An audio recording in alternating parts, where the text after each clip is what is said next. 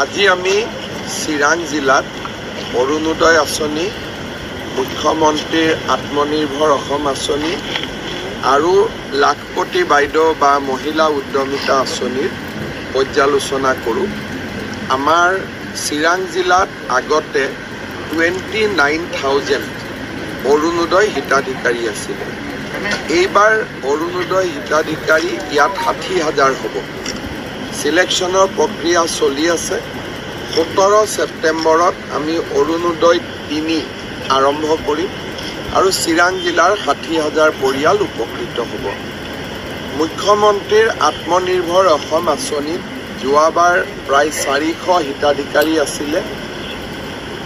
বহুতে ভাল কাম কৰিছে আৰু বহুতে মুদ্ৰা লোনো ল'বৰ কাৰণে সক্ষম হৈছে। এইবাৰ আমি চিৰাং জিলাত আৰু 1200 যুৱক যুৱতীক মুখ্যমন্ত্ৰীৰ আত্মনিৰ্ভৰ অসম আঁচনি দিম। 2 লাখ টকাকৈ প্ৰতিগৰাকী যুৱক যুৱতীয়ে লাভ কৰিব।